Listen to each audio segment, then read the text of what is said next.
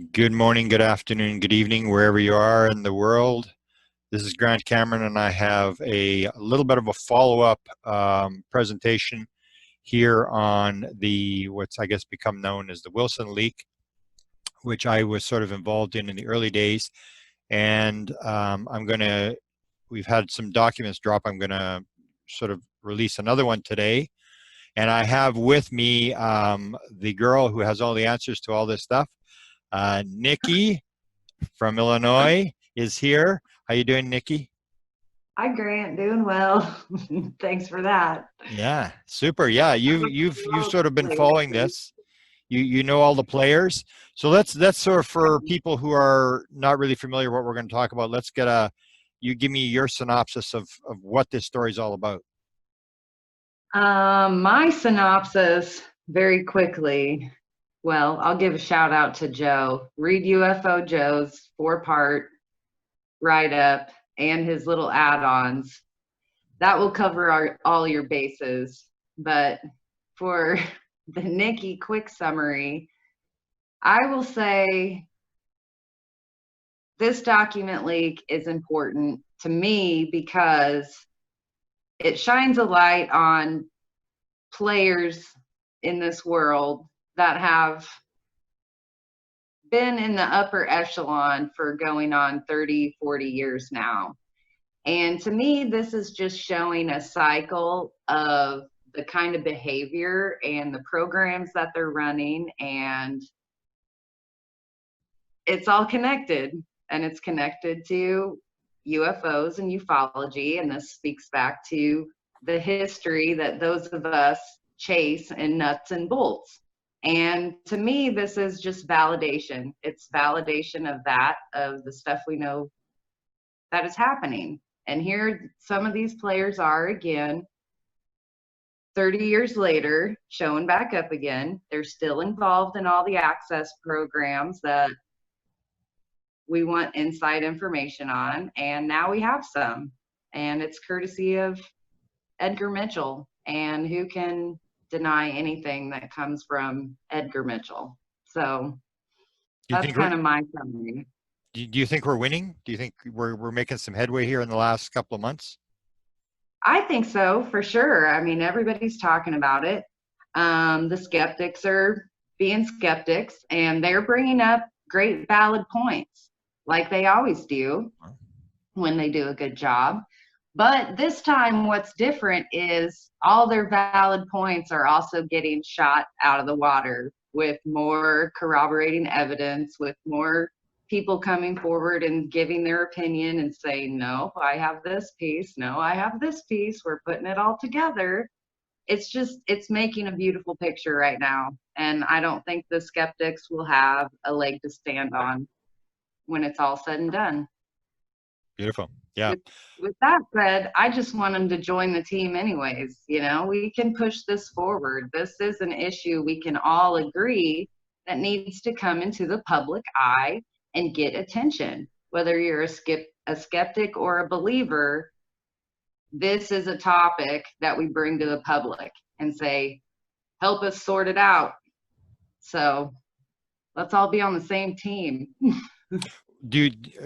So talking about the skeptics, do you think that any of them have sort of folded the tent yet, or because what I see is they're all sort of embedding themselves farther into the corner, that they're trying to defend now the fact that they said originally that the document that I had was fake. And even though Richard Dolan had seen it in 2008, seen parts of the document and stuff, but do you think anybody's coming over, or is it going to be like Max Planck said, with the guy who invented, the father of quantum physics said, science and I guess ufology advance one funeral at a time? I think true to form, they're throwing out their arguments, and now they've stepped back, and they're the line I always hear is, we'll just wait and see. Now we'll just wait and see. Okay. But then there's always the but I will throw in. And then that's when I think what's annoying me most about all of this is, for some reason, these documents and this conversation that's been erupting for the last couple weeks now is somehow dragging MJ12 and all of those documents and that drama like back into the forefront. It's like, I think all the skeptics are going, this is just another MJ12 situation, and people that don't really know all the details of this situation are getting bad information based on comments like that. I understand how they're related, and when you're looking at documents, you do check out documents in a similar fashion. But to me, entirely different situation other than that. And so I don't like that argument from the skeptics of saying, well, we'll just wait and see, but it's going to turn out to be like MJ12. So Yeah. there you go. Except I would say they don't understand MJ12 either. I've written 3 books that deal with MJ12. I bring out like 18 people who talk about MJ12, that the document may have been phony, but the group was very much real. But I guess we'll leave that. We're going to give them a new piece. You've seen the piece I'm going to drop tonight. You've seen the little that we're going to, so we'll give them another piece to argue about and debate and do whatever. So let's start with that, with a PowerPoint here, and let's go through this. You've seen this, and you can comment on this. I'll take over the screen. And what I'm going to do is I'm going to sort of show what I think is kind of an important thing of how when these leaks take place. Let's share my screen here. Let me go to my PowerPoint here. Let's go to the Wilson leak. Okay, so what I'm going to do is I'm going to just give some background on, because I've been in this for a long time and I've been around these leaks and this kind of stuff. And I want to sort of point out a couple of things that apply to when a leak takes place, because people just assume that we're going to get this. They don't realize what might be going on behind the scenes. And that is that everybody may be running for cover, that even though we think we've got it, meanwhile, the other side is busy hiding this thing again. So you've in the last week, you've seen this thing with the Senate Intelligence Committee now coming forward and saying that they want answers, they want a report, they want all this kind of stuff, and that if we don't get the answer, then what's the Intelligence Committee for? So it appears like we're sort of on the edge where Senate's going to get something. The question is, what is Senate actually going to get? Now, this is what they've actually asked for. This is the sort of the document that they put out, and they want all sorts of this and that, and yet when you come down to it, Bender, who is at Politico, said the test, though, will be what they actually deem unclassified. And these are these word games that the intelligence community often plays, where you think you're getting all the material, and yet I don't think people realize how the classification system works. Right. Going back to what they asked for there, it's kind of a nice little bullet list, 1 through 8. I found number 3 and number 4 probably most interesting out of the 8. So read them for the people that can't read it. Again, this is down 1, 2, 3, 4. They're asking for a detailed description of an interagency process for ensuring timely data collection and centralized analysis of all unidentified aerial phenomena reporting for the federal government, regardless of which service or agency acquired the information. And oh, I guess I meant number 3 and number 4. So the other one I found interesting was a detailed analysis of data of the FBI, which was derived from investigations of intrusions of unidentified aerial phenomena data over restricted United States airspace. Yeah.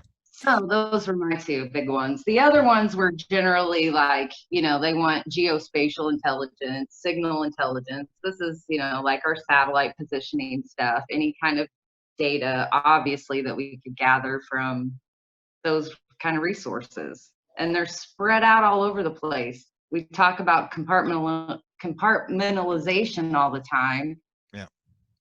All of this is in different compartments. Yeah. And what I would point out in to sort of balance this off, that people think, okay, they've got them, and here we come, it's all coming out. I'm still waiting. I filed an FOIA when the Clintons were in, or when the files became public. I wanted all the photographs and the videos. It became known that there was videos and photographs taken of John Podesta's 50th birthday party, and he was the X-Files man in the White House. So when he had his birthday party, Bill and Hillary dressed up like the X-Files and had a big birthday party in the White House for John Podesta. And I asked for the video and the audio, and I think there was 83 photographs and one video, and they basically said, no, it's personal information, you can't have it. And I said, well, he's a public official, it can't be public. And number one, and number two, all the films were taken by the government. It was inside the White House, taken with government film and paid for by government taxpayers. And they said, nope, sorry. And I lost my appeal, and I'm still waiting.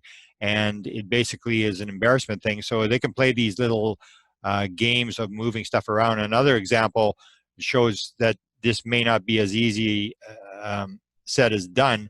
Is I filed for, if you know, you and I are working on the Stanton Friedman files.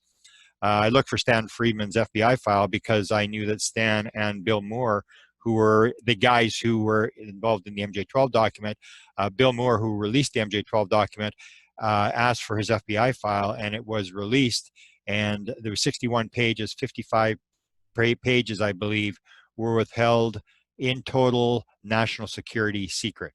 And so when Stan died, I started going back after Bill Moore's file. In fact, it was even before that. I filed again, and I filed a review, security review, where they go back over the document. So in 1988 was when they released the first version of the file.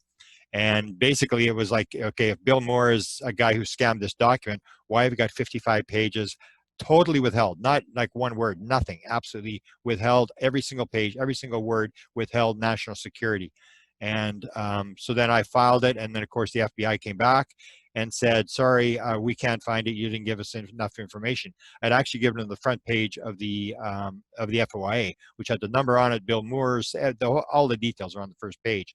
So then I filed an appeal, and I sent them the entire FOIA that had come back to Bill Moore, which is about 6 or 7 pages. And now they got the entire thing. I'm on appeal, and I've been waiting now for probably a year and a half. And that would be a big document if that gets released, because that will basically say, why was Bill Moore held at national security at a secret level, and why do we have to withhold his entire file? So even though it looks like we've got this material, there's so many games, and that's what I'm going to show you in the slides I'm going to show you. There's so many games that are played here that they're always going to be one step ahead of you in terms of hiding it. As fast as you can uncover it, they're going to hide it up. That's what Bender says from Politico. He says the test, though, will be what they actually deem unclassified. And so we have these two articles, and there's some controversy now. This is the thing where July 1st, Stephen Greenfield is supposedly going to reply and put out a video, and that's what this whole controversy is about with the Wilson leak. Is that he did an interview, I believe, last November with Eric Davis, and he brings up the Wilson leak. And so what happened was they put out a story, and they pulled the part of the video where he's interviewing Eric Davis, and then they did the old Tom DeLonge thing where they put it out for 15 minutes and then pulled it off the internet. And luckily, Juliana Marikovic picked it up and managed to grab it. So we have the video and the transcript of the video. But apparently this is now going to be released July the 1st. And this story is going to be on, and this is what the New York Post is going to be on, the Wilson leak story. Now, Stephen doesn't know whether it's real or not. I think that's the angle he's going to take. But then you've heard the rumor, I've heard the rumor, that the New York Times is about to drop the bomb. That if you remember, in the earlier versions, I stated the fact that Leslie Kean, who is in the New York Times writing on this article that's supposed to be coming out, actually worked for Stephen Greer, and she was good friends with Will Miller. She had actually sort of outed Will Miller in an article that she had done, along with articles that Stephen Greer had done. So they were following this Wilson leak as well, but it sounds like the article is going to deal with the actual crash saucer materials. So you've heard about that. Yes, I have heard about that. I'm And sorry. I think my audio cut out for a little while there, yeah, but I'm back now. yeah. So what do you think? Do you think this is going to drop? Do you think this is going to make a difference? These two articles, and just for people who are listening, I actually got a phone call from another media source, major media source, not Washington Post, not New York Times, and it looked like they're going to do something. I don't know what they're going to do with it, but this reporter called himself a conservative reporter, had 64 questions, and he was a guy that actually told me that he had heard. And the reason I think they know the New York Times is doing something is that all the witnesses he talked to all said the New York Times was contacting them. So the New York Times Right. knows all the articles, and this guy is talking to the same people. In fact, one of the guys I told him he should talk to was Dick D'Amato, and he said I tried to talk to him, he wouldn't talk. So there are a bunch of almost like major media people. I guess what the president would call fake news, but the major media people are now on this. It's no longer tabloids, and now it's major media sources that apparently, I guess, have figured out they've been had on this story, and they're all scrambling now to be the one that breaks the story. I think we're kind of seeing a perfect storm situation here, if you want to know the truth. And I kind of follow suit with I don't think any kind of national paper coverage is something to scoff at. And when I say a perfect storm, it's like once stories like this kind of catch fire, you see the rolling effect of how it shows up in other media. And I think that's what we're about to see here. I mean, we just had the president speaking on the topic. Yeah, it might have been quippy, but comments still were made. Now Rubio's in the news with this. The Wilson document, the Eric Davis notes, this is kind of that perfect media storm. And now we're talking crash retrievals and recovered tech. I think this is one of those situations where it's almost like who's going to scoop who. And yeah, we've talked about papers here in our own country, sniffing out this story. And these things take time. This isn't something like we do on social media where it's like behind the scenes and we talk about it for a few days and then we post stuff. These are trained journalists that are vetting every possible angle to this that they can. They're doing their diligence, and then they have to go through the process of writing it and pushing it through editing and getting people on their side to do the type of story they want. But what I like is the chatter, not only in our country, but I know you talk to people on other continents as well. Yeah. There are people in Australia and the UK that are chattering about this out as well, and that there are papers in their countries that are now picking up on this story too. So there we go. Yeah, it used to work the other way. I remember, and you probably know this, that it used to work with where a story would be run by a local small town paper, and would make a sort of a headline around the area. But as soon as it got to New York Times or Washington Post, it would get killed. It would never make media.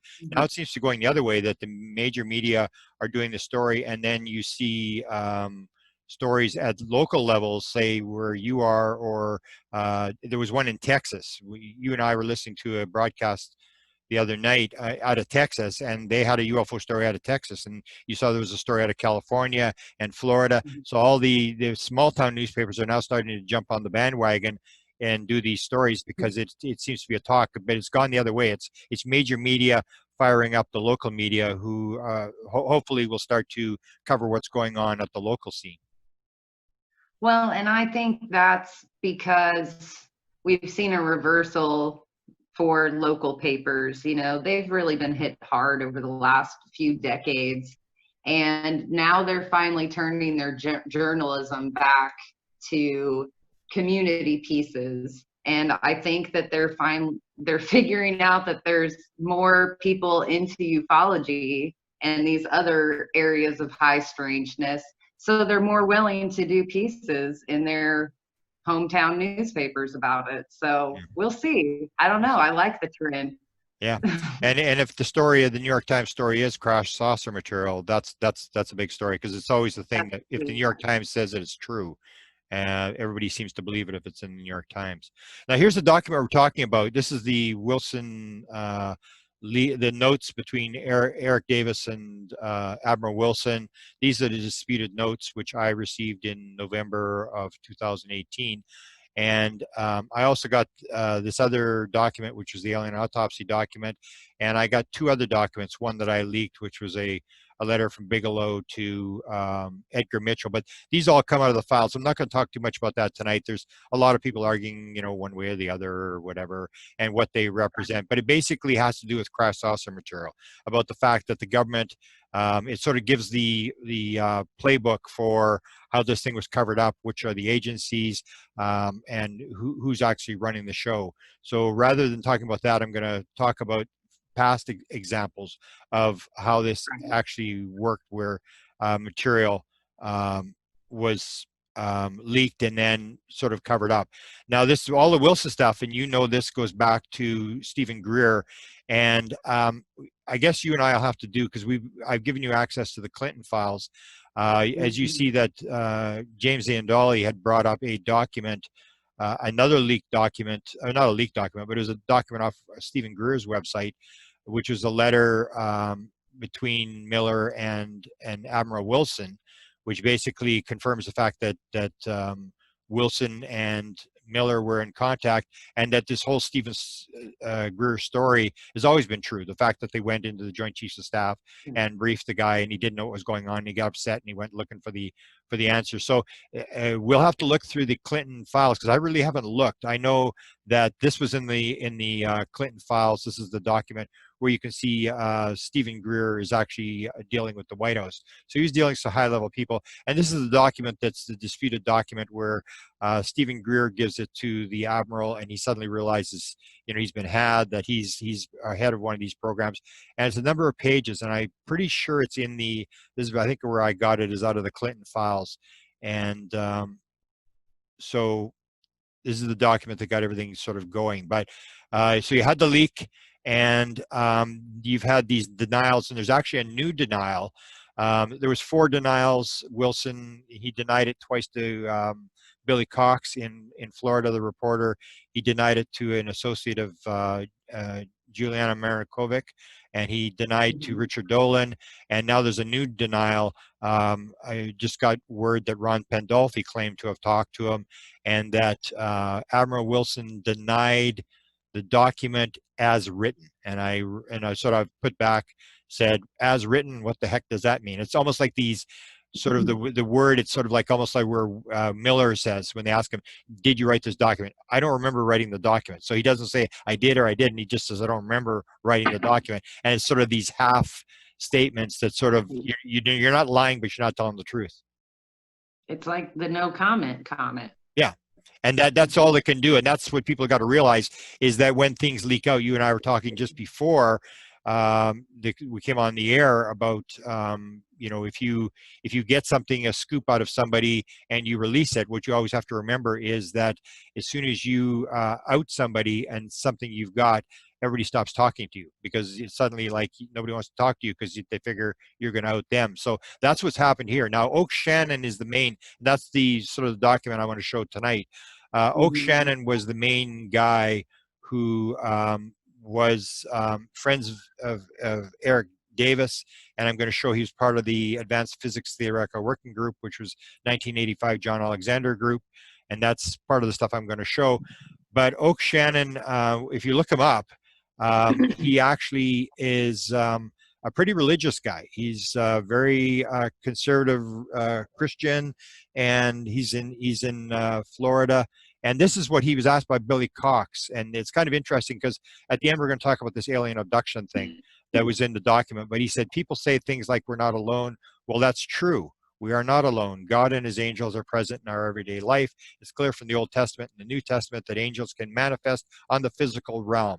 And it's clear to me this physical realm is much less real than the spiritual realm. We are eternal spiritual beings. When the physical body dies, we have an eternal spiritual existence. Our spirit will live on. And that doesn't mean we're going to re-inhabit some other body or those kind of ridiculous things, but the spirit realm is real.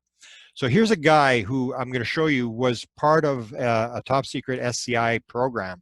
And that's what people got to realize is just because you're in a room with a bunch of guys doesn't mean they're going to agree what's going on. So some people may see this as ET, but people like Oak Shannon see this as a spiritual type thing. So he's saying the phenomena is real, and he was part of this whole thing. He was part of setting up the meeting with Wilson. In fact, it was the reason Wilson talked to Eric Davis was because of the good words that Oak Shannon had put in. But if you go look at Oak Shannon, he's not talking ETs. He's not talking the kind of stuff that maybe Eric Davis and Jack Sarfati and people like this are talking. He's talking a whole different realm, almost like this sort of the group inside the CIA that was always rumored to have shut down the advanced physics or the ATIP program. These religious people that believed it was the devil, and we're not going to allow the devil into the earth to open it up for the devil. And so you got to, that's what people I think have to realize is that the people who are in the government may be they may be working on this thing, but they don't all see it the same way. And Oak Shannon sees it sort of in a spiritual thing. And it may actually be what he says here. It may, because I'm sort of moving that way, and we'll talk about it at the end, where I think you start looking at the ET thing, you start thinking more like Jacques Vallée, that I'd be very surprised if this turns out to be just ETs in little tin cans flying around. Well, and that's where more people than not in ufology are starting to connect the dots to. And what makes me smile in these kind of situations is, yes, we see the comparisons that a Christian spiritualist might be making claims toward, but that person is never going to see it as anything other than angels and demons. Yeah. Everybody sees it sort of their way. Like you got Jack Sarfati having very distinct views that it's a physical phenomena, and you have people looking into space travel like wormholes and stuff like Eric Davis and Wilbur Smith. We go back I'm going to show you how this thing sort of has moved through the progression, because we're talking crash saucers, and that may be what the New York Times article is about, and that's basically what the Wilson memo comes down to. It talks about the fact that we have an intact flying saucer. This is all for real. We've had it, and that we can't back engineer this stuff. So Wilbur Smith would have agreed with that. Wilbur Smith was the guy who ran the Canadian government UFO program from 1950, 1954 called Project Magnet. And he said very clearly he was the guy who was running the UFO program, or he called it flying saucers. He never really didn't use the word UFOs. But he used to talk about the fact that at the end, he basically was working on a gravity control experiment, and he basically actually shut it down and said, it's probably better I shut it down. The government's just going to make bombs out of it anyway. But he was a guy who had a lot of contact in the United States. They were sending him pieces of metal to analyze. He's the guy that told his son just before he died that he was actually shown the bodies and the craft outside of Washington, D.C. at an Air Force base. And yet you look at him, and he said, this is his editor, this woman here, her name was Carol Halford Watkins. And she wrote a letter. She wrote 2 letters to me, but she wrote one to my co-author of the first book that we did on this whole thing back in 1990, T. Scott Crane. And she stated that Wilbur had told her that there was a room inside the Pentagon where all the hardware was being kept. And it was like a museum where you could go in there. And then basically what happens is the material is actually moved. And it's in the Pentagon. And then what happens is, and I'm not sure when this happens, it gets moved, a lot of it to the vaults under, and I'll describe that in a minute, the vaults at Wright-Patterson Air Force Base, and I'll describe that. But let's go to another thing here, and this shows you how these programs, when things start to leak, we're talking about these leaks, when something leaks, what happens. So here's the book written by Russell Targ and Harold Putoff on the remote viewing program. So they were running the remote viewing program, and I think Hal told me that there was briefings president, vice president, up until he left, which would be in the 80s or whatever. So this is a real for life program. And yet what happens is in 1993, 1994, Jim Marrs gets a hold of the story and he figures this thing out. And he's got all the remote viewer guys. He's interviewed them, and he's about to go public with a book. And they basically put a freeze on his book. The government stops him from publishing the book. And then what happens at the same time, the story I was told is it was in the Defense Intelligence Agency, the remote viewing program. He kept bouncing around to different agencies, and that Ron Pandolfi wanted to move to the CIA. And that what I was told is they kept Ron off the need to know list out of the DIA because they knew that if he got into there, he would move it and he would shut the program down. And they actually did move the program down. So they shut Jim Marrs' book down, stopped him from publishing his book. And what you do is you hit the leak before it breaks.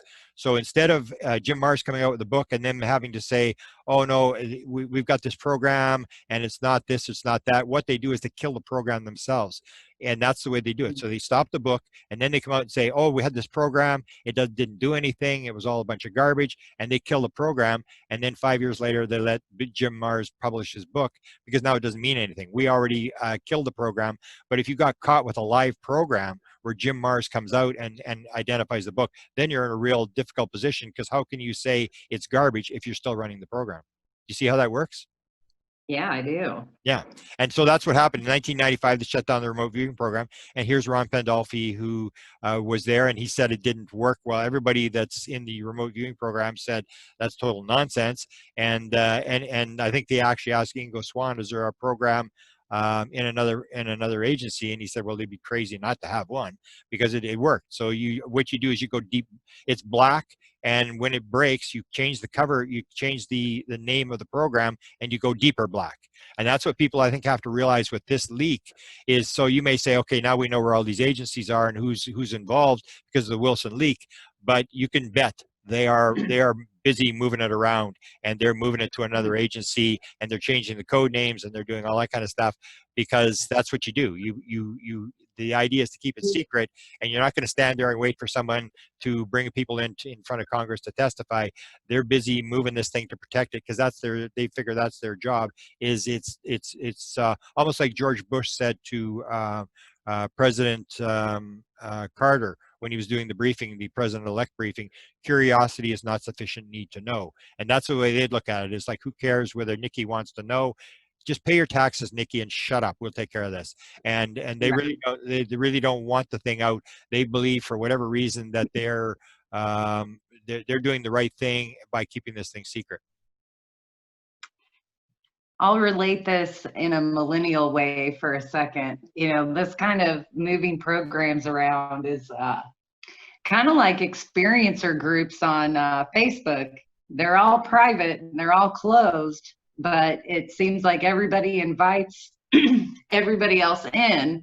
And whenever too many nuts and bolts show up and start not taking the experiencer's testimony seriously and become argumentative, then the experiencer group goes underground again. They change their name of their group. All the real people that are following their experience go out, and there you go. You have to go find them again.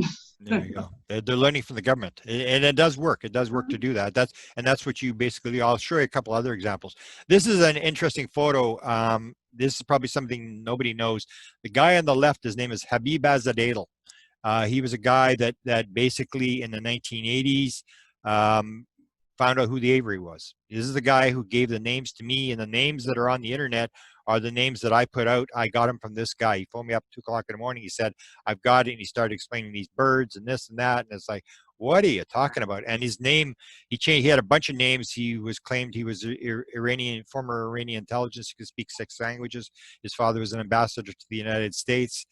He had actually been in the White House with his father, and he just disappeared off the map. But he was doing a lot of interesting stuff, producing tremendous amounts of material. Actually almost got to Henry Kissinger, would make phone calls and impersonate people and to try to get it. But this is the guy that most people really don't know. This is Habib Azadale, otherwise known as Henry Victorian, and he had about another 6 aliases. And he was the most interesting guy I've ever met in ufology. I mean, he was just fascinating. He would send me piles and piles and piles of stuff and documents, and wrote a book on mind control, which is a pretty good book just before he disappeared. But this is where the Avery comes from, and this is the whole idea: is that these people that we're going to talk about that are in the Wilson document, and these people are circulating through. They're all trying to figure it out. They've been around for a number of years, and the document I'm going to leak goes back to 1985. So here's the. Go ahead. You mentioned Avery real quick. I will say, I know you have your Avery list in your anthology of work somewhere. And like you said, it all comes from the source in the beginning here. There are different versions of that list that are out there. I've seen 2 or 3 of them floating around, I would say, just in the last year, where they're mostly right, but they might have 1 or 2 names wrong. So well, I'll tell people to check out the original list. Yeah, and the problem that people have to realize is that Bill Moore never made public who the Avery were. It was Habib Azadale that came up with this list. Like, Bill never he outed the Falcon at one point, but I don't even think that was the Falcon. And this is a book that I would recommend people read. This is one of the best books if you're into this nuts and bolts and cover up and how this thing all got covered up, and who was the back players, who were the inside players in Washington. This book written by Richard Doty and Robert Collins. Now, Richard Doty, if you look at the 1988 UFO Cover-Up Live, he was the guy that was backlit as the Falcon. Now, it was a taped interview, and he was covering for the Falcon. So according to my sources, according to Billy Cox actually told me this, that Colonel Coleman had been at the event, and that he had said, "I met the Falcon there. I can't believe this guy was involved. I simply can't believe it." And Billy Cox tried to get Coleman to tell him who the Falcon was, and he said, "No, I can't tell you." But it wouldn't be Richard Doty. Richard Doty, we know they had gone to Albuquerque to tape, and the real Falcon. I actually contacted Bill Moore, and I said, Bill Coleman said the Falcon was in the audience. Can you confirm that? And he said, "Well, I'll tell you what, Grant, there was about 12 people in the audience. That's all I'll say," which basically confirmed the thing was, one of the people that they figured it was Richard Helms, the former CIA director.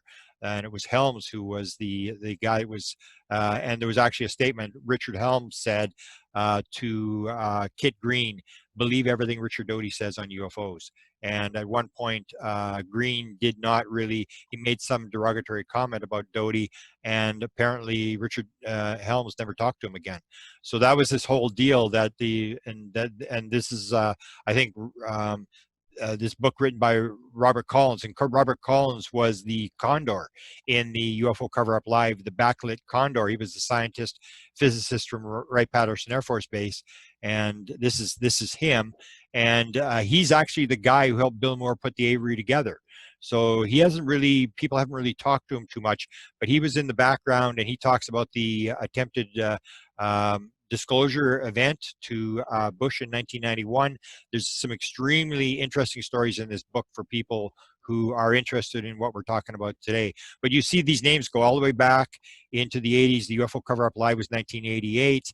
And all these guys were playing with Bill Moore, who started in 1980 when they created the Roswell book. And that's when the government made the contact after the Roswell story broke, and tried to direct Bill and give him material and stuff like that. So it went from Bill Moore, and actually maybe even before that, because Robert Emenegger was being allowed to do documentary and fed material in 1975. So they've always done this sort of stuff where they're in the background and they're feeding material to people. And this book I'd highly recommend. But it was Collins who talked about the vaults at Wright-Patterson Air Force Base. So that was the big thing. It was the Hangar 18 and all this kind of stuff. So it seemed to have the stuff went from the Pentagon into Wright-Patterson Air Force Base, and they made these underground things. And then what happens is you have well, I'll get to where it moves to Area 51 in a minute, but Jimmy Carter, you see these leaks, and this goes back to this thing, what do you do when a leak takes place? Now, Jimmy Carter, one of the stories that was told by the remote viewing people was that Jimmy Carter appeared, I think, at Emory University, and he had a file which had the code name for the remote viewing program, and it was public. It was in the and someone said there was a photograph. I could never find the photograph, but because this file had been exposed with the code name on it, they actually had to change the program and change the code name on the program because Jimmy Carter had exposed this name, and that was told by the remote viewing people. The other thing that he got nailed for was during his reelection campaign, he talked about the stealth. And there's one particular interview with a guy who was at the in California where they were building the thing. They were absolutely furious, and that Carter had leaked the stealth secret. And this is the whole idea: is that then you have to change the code names, you have to change the location, you got to move everything. It just costs so much time and so much money to out a program instead of just keeping it secret, because a lot of the expense of a program is actually in the security of the program. So Jimmy Carter was not seen in great light. Remote viewing people claimed he had leaked their story, and then the military people said he had leaked the idea of the stealth, because that's when it came under Carter, that Carter talked about it, and then it went public. Until then, it had been flying around for a number of years, and nobody even knew it existed. Hmm. Now here's where it moves. Like, so you see Robert Collins is talking about the underground vaults at Wright-Patterson Air Force Base. Now, then we move to the Area 51 story. And what the Area 51 story is, I've described numerous times. I think it was a planned leak that it was given by, they actually allowed Bob Lazar to go on the base to see this material. And they wanted him to believe this, they wanted him to believe that. That's why they told him when the test was, Wednesday night or Thursday night at 8 o'clock, whenever the test was. And he was taking his friends out there. He was taking John Lear and Huff and his wife and all these people out to watch the test. Well, why would you tell a guy when the test is? He's not involved in the test. It's a need to know program. So what they had done is they allowed Lazar to see all this material, and then he was taking the material, and they knew he was going to take it to John Lear. Because in the second interview he did for EG&G when he got the job at the base, his first question in the second interview was, "What's the relationship to John Lear? And what do you think about him?" So they knew he was connected to John Lear, and John Lear was a very powerful guy, but John Lear had some bizarre ideas about UFOs, and nobody really took him all that seriously. So what you do is you take Bob Lazar, you give him access to actual material, and you know he's going to take it to John Lear. John Lear is going to put the material out. Nobody's going to believe it, and the story gets out. And you do this plausible deniability thing where you put the story out through a bad witness. And they knew that Lazar had all these problems with his background, and he didn't have the degrees, and he was a crazy guy. He was working with a brothel and putting in computer systems and stuff like that. So they knew the story would all blow up. What they didn't realize is that here's John Lear in his place. So they figured the story, John Lear would run around the story. And John Lear actually did run around with the story from December of 1988 until May of 1989. And nobody believed him. He was telling the story. He had this guy up on the base, and they had UFOs up at the base, and they were doing this back engineering stuff. And nobody took the story seriously until along comes George Knapp. And George Knapp has a situation where he's missing a guest he has a radio talk a segment where he does a live interview on the 5 o'clock, 6 o'clock news at night. And he's missing a guest, and he says to John Lear, he says, "You got that guy? Remember you said you had that guy up at the base that said he worked on flying saucers? Get him down. I need a guest for tonight." This is how the Area 51 story breaks. So now it's no longer John Lear, who nobody believes. Now it's Emmy Award-winning George Knapp who's doing the story, and it goes absolutely viral. Within days, Nippon TV's there, all the major networks are there, and suddenly everybody realizes this is the real deal, because there's a major network actually covering the story. And what happens is this guy here, his name is Billy Goodman. Billy Goodman was a radio broadcaster in Las Vegas, and what happened is it went so viral. Billy Cox was having he would have tours on Friday and Saturday night. They would take two buses up into the mountains, and people would go, and he had a big show. Even I used to get cassette tapes of the show, and he'd listen to the cassette tapes of the show, and he was talking about Area 51 and what was going on or whatever. And then he'd say, "Okay, we're going up to the base on Friday and Saturday night," and there would be like 100 people on these buses, and they would go up to the base up on the hills, and they could actually see the base. So they're up on the hills, and this is where the government actually has to take away land. So Bill Clinton actually takes away more land to move people from 11 miles away up in the mountains to 25 miles so they can't see the base. So the whole story went viral, and it went out of control, and they had to try to get the story back under control. Now what happens is Yeah. This is a lot of where our current pop culture ufology comes from. Like this era of John Lear breaking this with Lazar and Knapp and this whole anthology. I call it the glory days. When you talk to old timers in this that have been following it since even before the 80s, you know, they were all ran out to the desert. They were up on these ridges. They were the reason why Clinton had to grant them land and push it back. I Yeah. mean, I think that this was all a very, very highly exciting time. Oh I'm yeah. sorry I was only 9 years old. And I was involved. I have a tape, an audio tape. Will release it one of these days. I have an actual audio tape of John Lear the morning after he got caught by the Camo dudes, because I was following this story as it was breaking. That was when we put out our book, 1990, just after this story broke. So we were following the thing. We were talking to Knapp. I was talking to Lear, and we were working on this story, trying to figure out what was going on. And I've never really changed my assessment of what happened there. That this was a controlled leak that went bad on them, and so I knew all these stories, and I actually have John Lear on tape the morning after they got caught by the Camo dudes, and he's telling me the story about how, because they went up on these 3 nights, and the second night they actually filmed the thing, or the first night, the second night John Lear was flying, the third night, the third Wednesday when they went up there, that's when they got caught.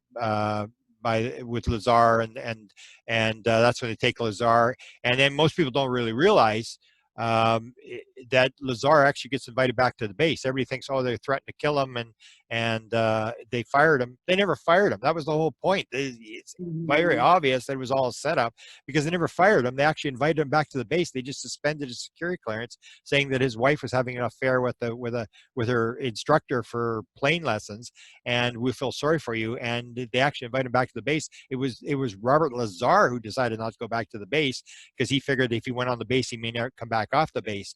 So this story, when you start looking at it, is one of these sort of controlled releases. But the story I want to tell here is, and Melinda Leslie, this is how Melinda Leslie gets her start. She's with Billy Goodman. She's up in one of those buses.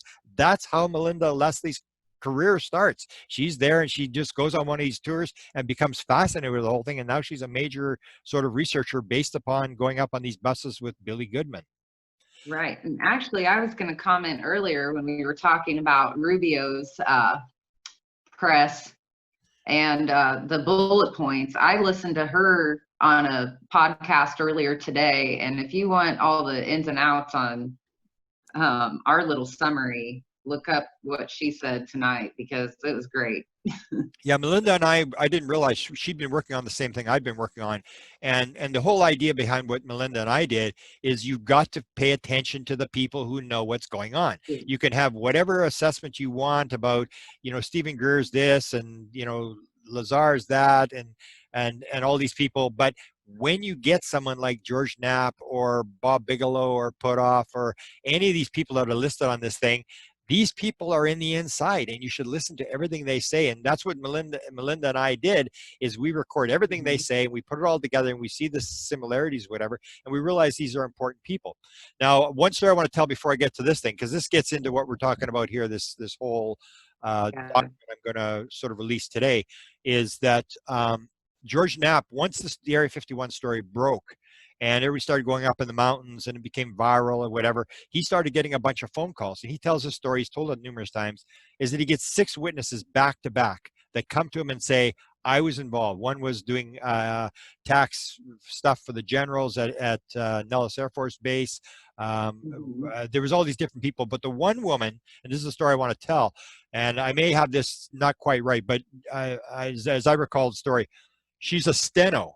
And what's happening, this is, I think, in the early 80s, they're moving the material from Wright-Patterson Air Force Base to Area 51. So they go to the Pentagon, they move it to Wright-Patterson to the vaults, and now they're moving it to Area 51 because it has to be more secure. It's not secure enough. Everybody's telling stories. Everybody's talking about Wright-Patterson Air Force Base. We got to get it out of Wright-Patterson Air Force Base because eventually the story's going to leak. So they move it behind the mountains to this highly restricted base where nobody can get on the base.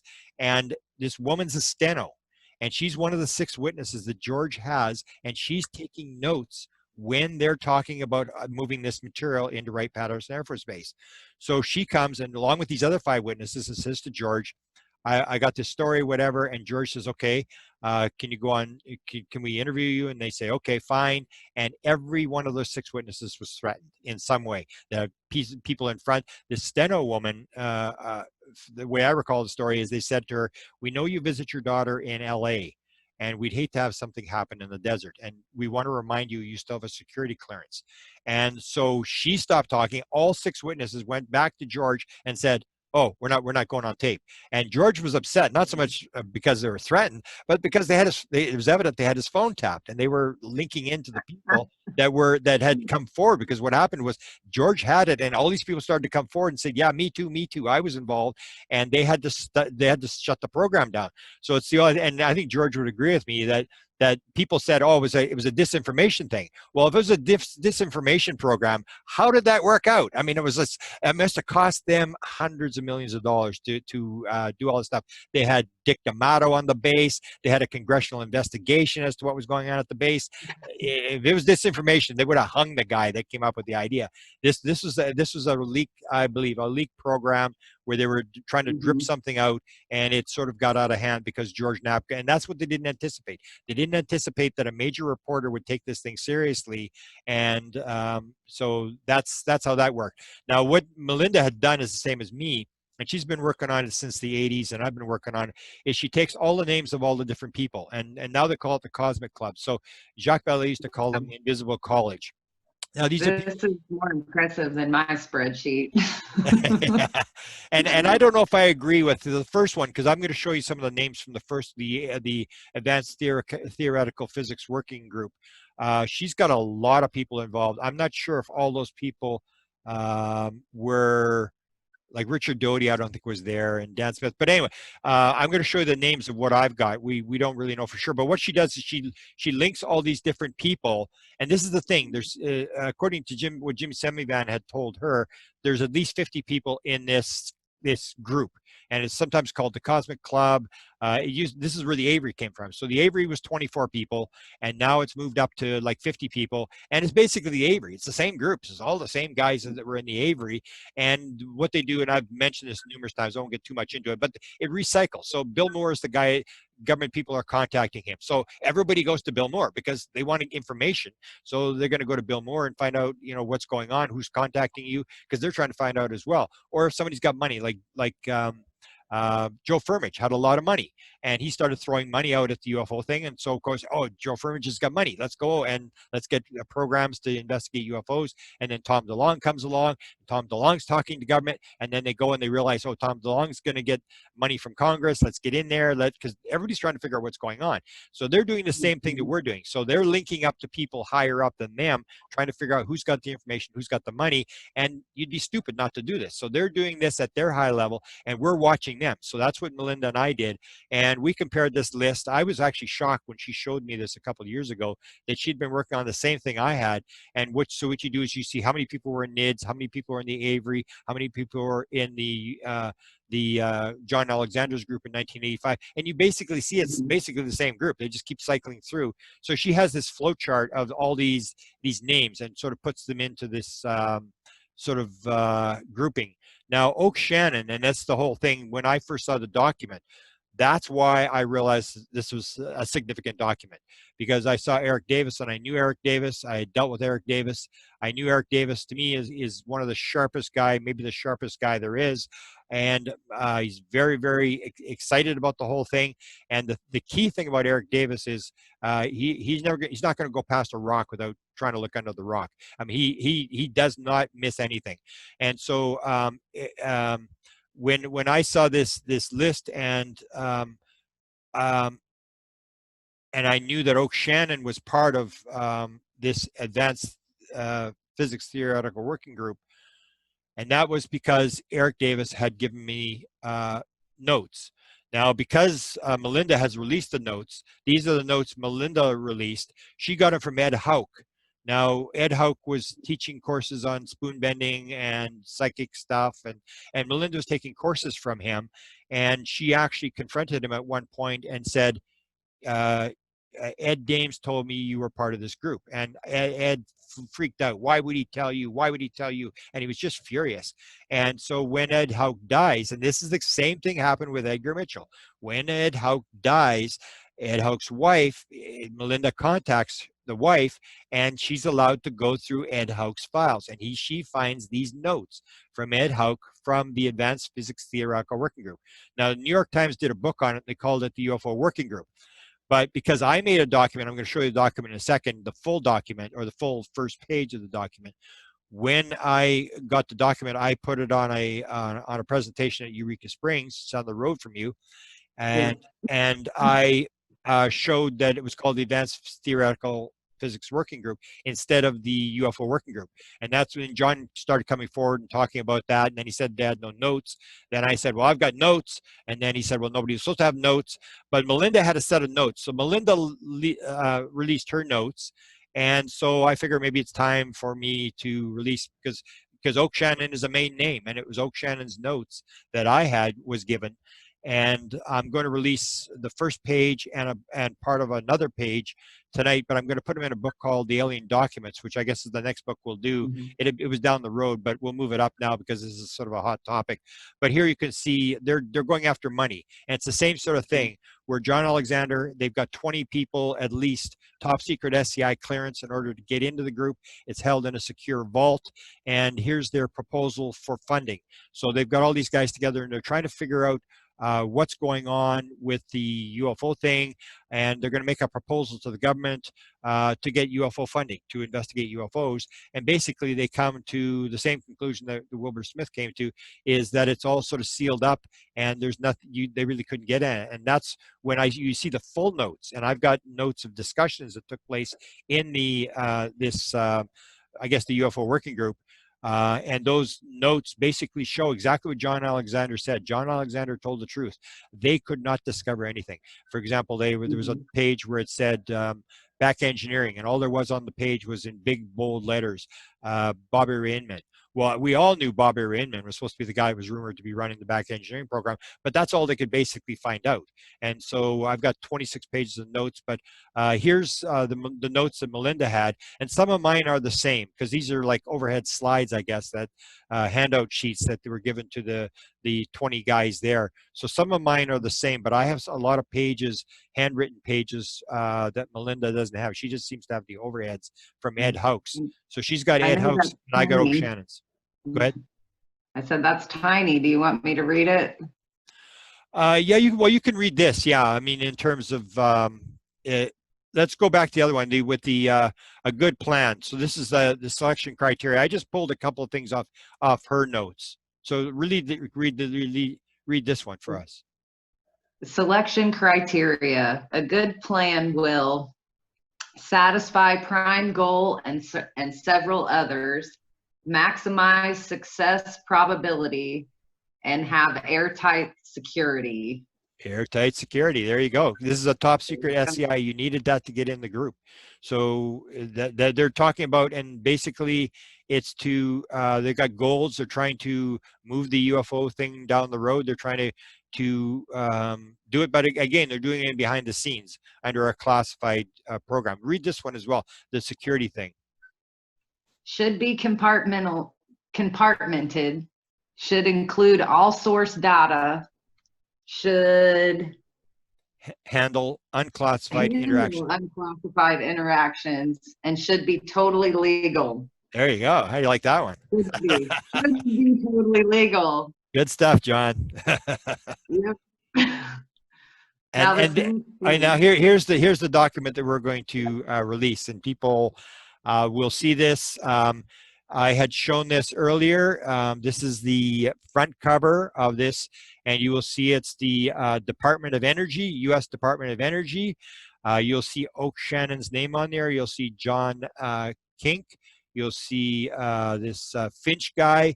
And what Desta did is I told her to take off all the what is it, Social Security or SIN number? What do you have down there? Social Security numbers? I can't read it. It's very No, tiny. no, but I'm saying no, but what's the number that you have to take off? Because we have the tax number Social that Security. Social Right. It's Security. Social So Security. we took off the Social Security numbers off there, and then we took off the dates. But you'll see I've shown this UFO Joe. I gave him this middle section, and the middle section is the section I showed like 15 years ago already, and that's this thing where it took place at the McLean Yeah. Secure Facility. This is the vault where it took place, May 20th to May 25th, 1985. It's called the Advanced Theoretical Physics Conference. And the reason it was called that, John said quite clearly, it was to avoid FOIAs so that people would never think of calling, looking for UFO material, they'd never find it. And it has the same classification as the MJ12 document, top secret restricted. And then you see the security officer, and that basically shows you I was given this along with 25 pages of notes, and this was provided to me by Eric Davis, and they're the notes of Oak Shannon. So you can see that why I saw this document is so significant when I saw it, because I had this. I knew who Oak Shannon was. Nobody knew who Oak Shannon was. I knew exactly who Oak Shannon was, and I've known about Oak Shannon for many, many years. Now here's the next one. This is from one of the. This is Go from. back to that one more time. Okay.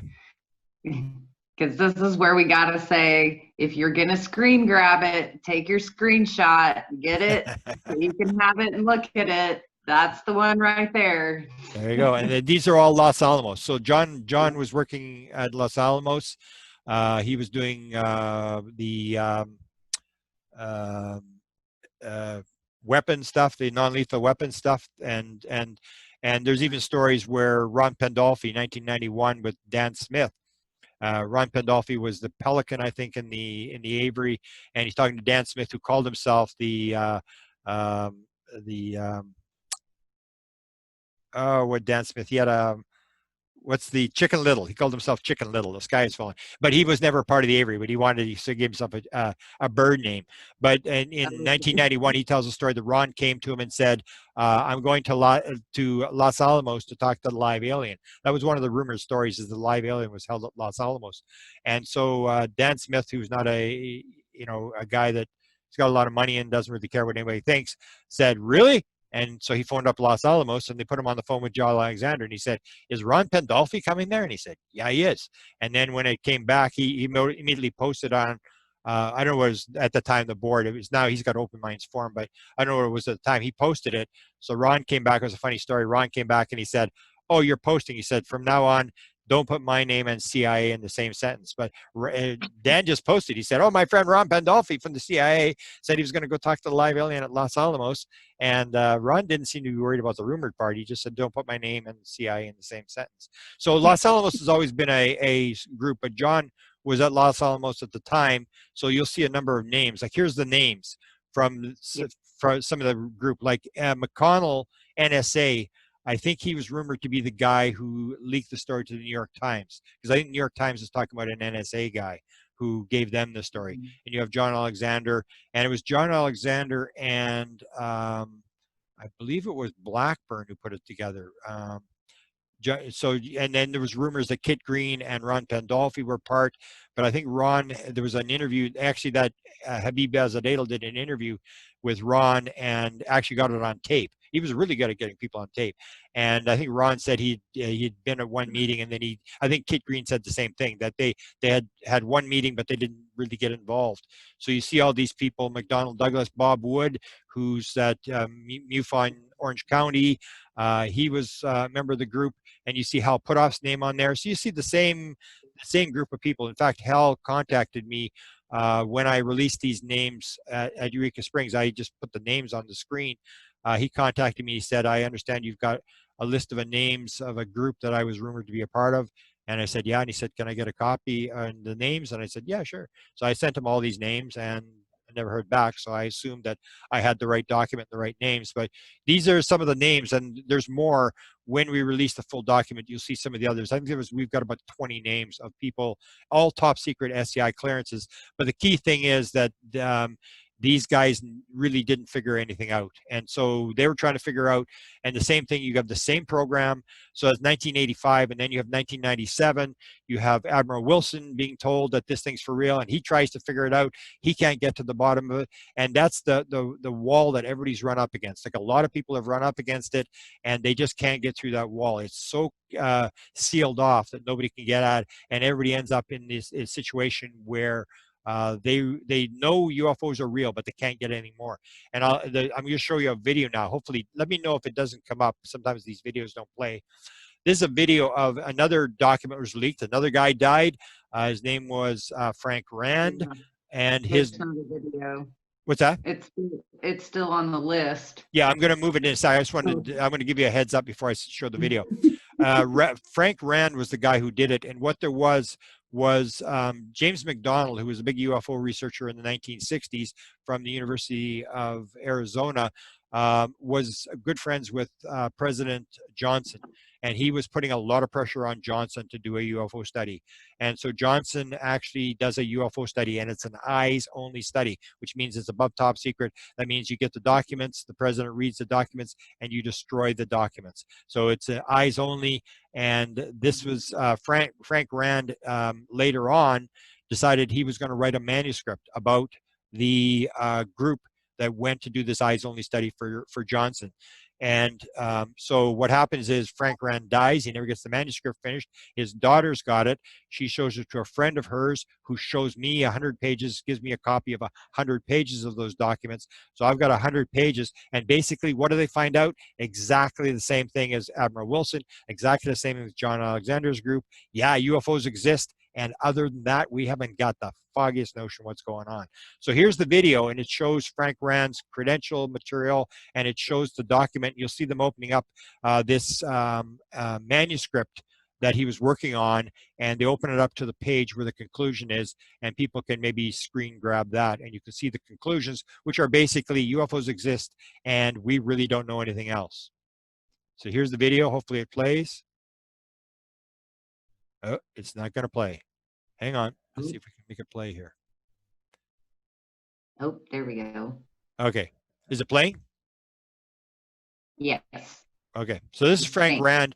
They're showing all his passes for the vice president's office, all these different things. Here's the manuscript. Here's the manuscript that he's working on. Are UFOs visiting us? This is an eyes-only study for the president. And here's the conclusions. So if you want to screen grab that. And basically, I'll tell you what it says, because it just flips through. Yeah, it basically says that we have confirmed UFOs exist. It's a real phenomena, and we really don't know anything else. So here we'll play through it one more time here. And this is the manuscript. So I have 100 pages of this, but that's what happens when people die. These things leak out, people get them, and then people like me grab them and show them to everybody else. Frank Rand. So we'll put that in the alien document book. We'll put some of the pages of that manuscript in there. But you can see there's been a number of studies that really didn't get public and people didn't know about, this being one of them. There you go. So I just want to do a short section on this. We're going on lengthy here, but I want to do a short section on this because a lot of people have brought this up. And at the end of the Wilson document, it says the whole thing that a lot of people have repeated. Jack Sarfati says it. Joe Firmage says it. Eric Davis says it. I believe Hal Puthoff indicates this, that we really don't have any technology, that we have an entire craft, we have a body, but we really don't have much technology beyond that. That's one of the things at the end of the Wilson document, the Admiral Wilson document, where he says he didn't get a briefing, but somebody else got a briefing. And that guy said, number one, we're not doing anything with the technology. In fact, that was what's called the core story that Hal Puthoff, Jack Green, Kit Green, Hal Puthoff, and Valet get together, and they come up with the core story. We're being visited. We've got hardware, but we're not doing very well at back engineering it. And a lot of other people have sort of backed that up. And the other thing it says, it says, oh, they changed the document that Wilson was being lied to because it said no abductions. So as soon as I saw that, I said, whoa, like it's the same sort of thing. It's like, wow, I've been thinking about that for a while. This is not as crazy as people think it is. People think the abductions is very simple. We got ETs coming here. They load a ship up with food and they come over here and they grab people and stuff like that. And if you start to look at the people around, you start to realize the abduction thing is going to be a little more complex. And I think that's what they're getting at when they talk about no abductions. And I'll give you some examples of this. This is the thing in the document. This is in the Wilson document. UFOs are real. So-called alien abductions are not real. So you got to remember this document was written in 2002. Now I knew when I saw that document, I knew that this existed. This is Kit Green in 2007, writing on a board in 2007, one of these boards, and I've just pulled one little piece out of it, but it said it happened once or twice, no abductions. So the key to that is the Wilson leak document was a report to Bob Bigelow. So anybody on the board, Kit Green ran the board. So Kit Green would have seen that document. So if it was like total nonsense, Kit Green would not have said it the same thing. The fact that Kit Green says the same thing 5 years later indicates maybe they had some information that indicates abductions aren't what we think it is. And that was significant. So I started to look, and I'll show you, I started looking at all the people who might have had access to that document and started to say, what was their take on abductions? And I'll give you an example, and I'm writing a book called Extraterrestrial or Maybe Not, where I look at this whole abduction thing. And it's going to be quite extensive. I'm going to go look through all the material that shows you there's an event taking place for sure. But whether it's what you think it is, and here's an example. This is my good friend Chris Bledsoe. Chris Bledsoe had two near-death experiences. He had two experiences with the what he called the Lady in Light in 2012, and the one, he actually is taken to outer space, and he's taken to a valley in outer space, and the Lady in Light is sitting on a ledge in this valley, and the beings bow down like to the lady, and they disappear into the darkness, and he's there. Now the question is Chris Bledsoe actually in outer space? Is he been abducted and he's under space with no outside of spacecraft, walking around where he's in a vacuum in space with no oxygen? Well, no, it may be something else. It appears like he was taken by the beings, but is he actually in outer space, or is he in some sort of etheric realm where they move him? And so you start looking at these things. The other one that I talk about is my friend Steve Boucher, whose entire band got abducted in 1972 in St. Catharines, Ontario. He tells the story of being on the moon, that he's standing there with the being on the moon and they're looking at Earth, and this is before he's born, and he's told that he's supposed to go to Earth. Now, again, is this like an abduction thing where he's actually standing on the moon in zero air, where there's no air, and he's actually interacting with a being? Or is this something more complex? And that's what I would say. When it comes to the abduction thing, I think it's not going to be quite what people think it is. It's a little more complex than just aliens coming and grabbing people out of cars and bedrooms. And the prime example would be, has anybody ever seen anybody else get abducted? And the answer is no. Here's the DMT. This is one of the, and I'm just going to give you a couple. And when I do the ET book, Extraterrestrial or Maybe Not, I go through all of them. But here's the DMT. 50% of all people who did the DMT experiment in the 1990s encountered beings. So the question is, they're on a couch. This experiment takes place under 10 minutes. DMT, are they actually interacting with, are they being abducted? Are they interacting with a being? And 20 to 25% of them actually have the abduction experience. They're on a table. They're actually having the abduction. So they're on a couch and they're there for 10 minutes. So did they actually get abducted? And this is the question. It's when you start looking at these side experiences and you see that they're like literally identical to abduction experiences, you start to wonder, is the person having a DMT experience, or are they having an abduction experience? Which is which? This is the list of the Avery. I'll skip over that. This is John Mack. Here's him talking. He's asked about abductions. He said, "Is it real, or is it literal?" He said, "It's both. It's both literal, physical, happening to a degree, and it's also some kind of psychological, spiritual experience occurring and originating perhaps in another dimension." So even John Mack, who had written all this kind of stuff, basically started to go to the thing, and he even brought up the thing about the beings, that if you see a gray, you have one sort of personality. If you see reptilians, you have another one, and if you see energy beings, you have another one. He was going down that route, that what you see may be what you're manifesting, that you may be in some sort of etheric realm, and this is all being manifested. And that's a major figure. So, and here's Jacques Vallée. Jacques Vallée was very close to NIDS. He would have had contact to that document. He worked with Eric Davis. He did stuff with Eric Davis, and here's what he says.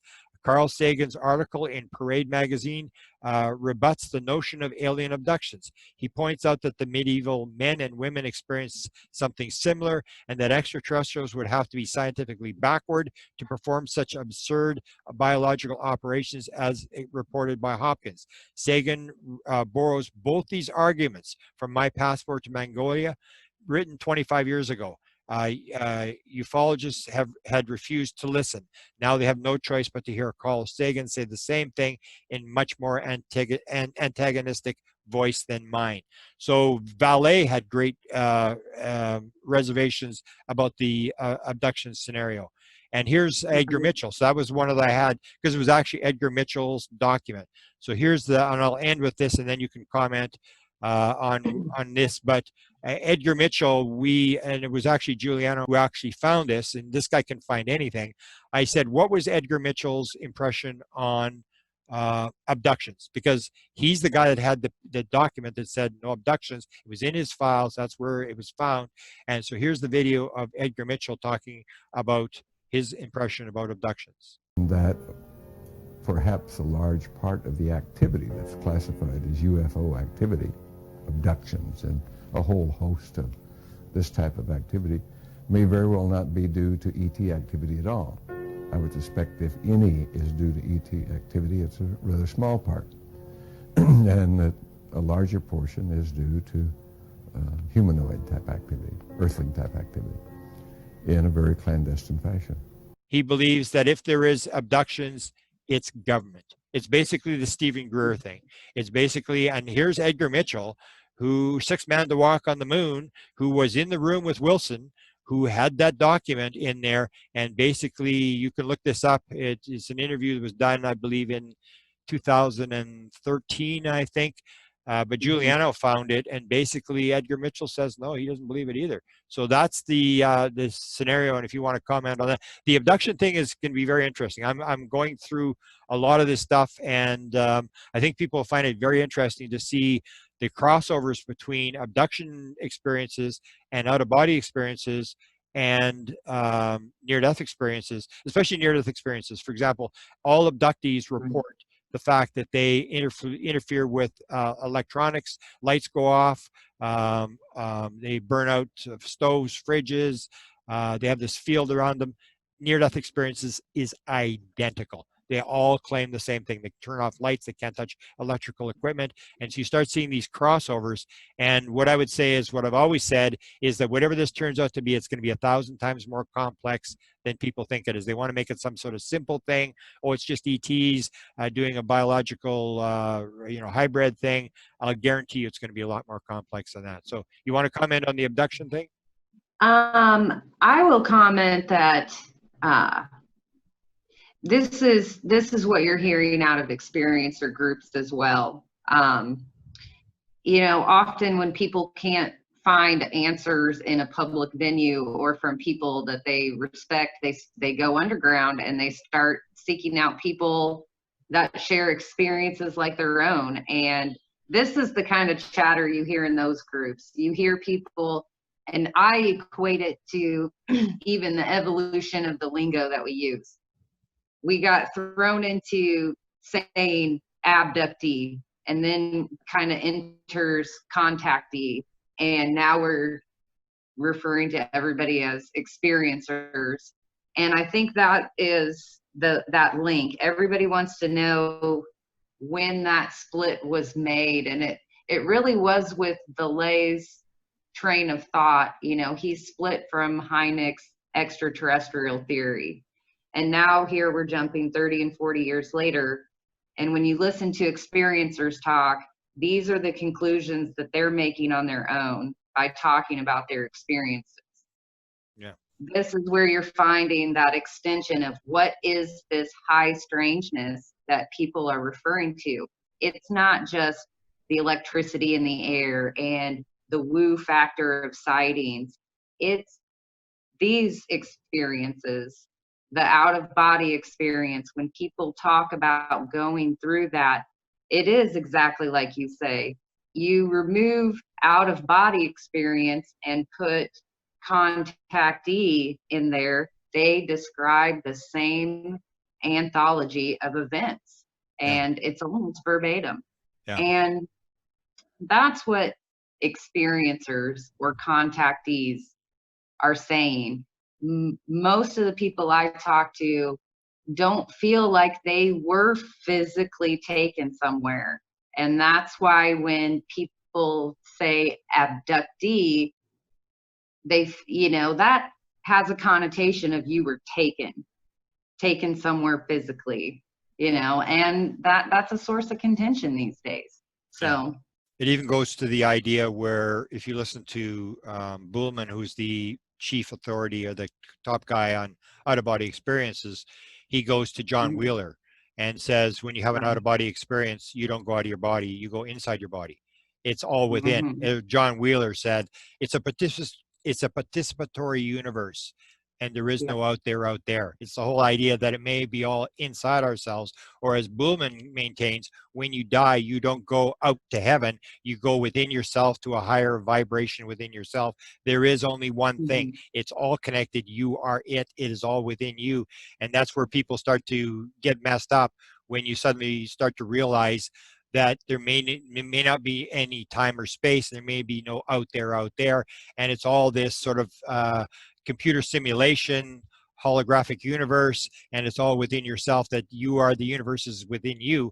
And that's where it sort of gets really messy. And that's where I think I'm going to go with this extraterrestrial book, is people got to realize they're making a lot of assumptions that may not be true. We just sort of assume that this is happening, that's happening, and don't realize the power of the mind, and the fact that a lot of people have sort of pointed this out. Like, people will talk about, you know, oh yeah, I understand, yeah, everything's happening now, there's no time and space, but these aliens are coming from out there. And they go back to the sort of the science Sunday school they learned, and revert back to what seems to be visually seen. Like, the world looks like it's flat, the sun's going around the earth, and we just assume things because it's hard to break out of the illusion of what we're seeing through what we think is our eyes. And that's why I'm so interested. I'm doing these interviews with these people who have the blindfolds, who can see through the blindfolds, which shows you that people will report when they're out of their body, when their awareness is out of their body or in their body or whatever,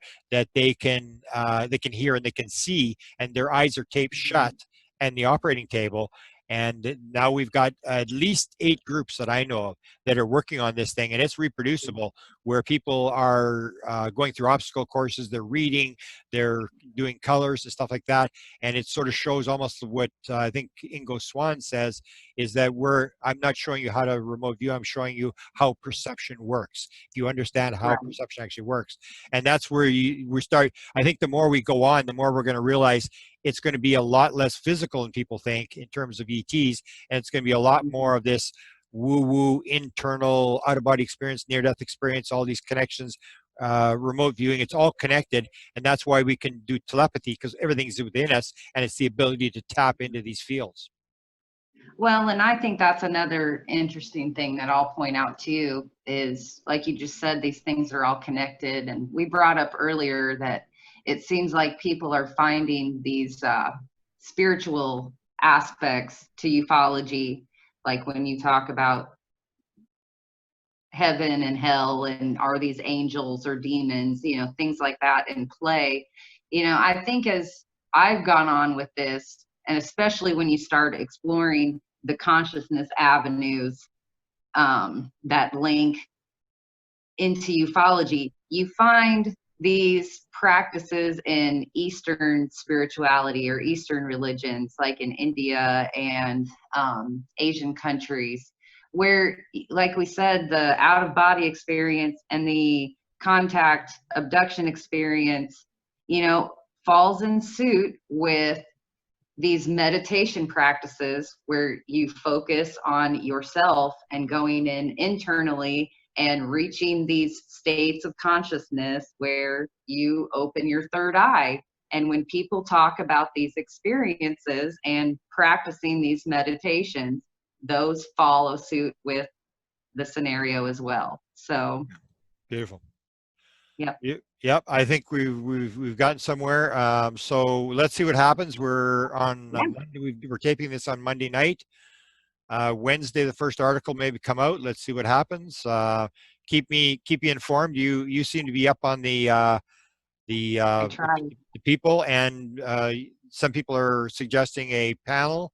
Maybe we'll host a panel, and we'll go from there and see who wants to jump in. And anybody has a question can get a hold of you at your secret address in Illinois, or they can contact me at whitehouseuFO@gmail, and we'll see what happens. Thanks for your expertise and your insight, and for your support.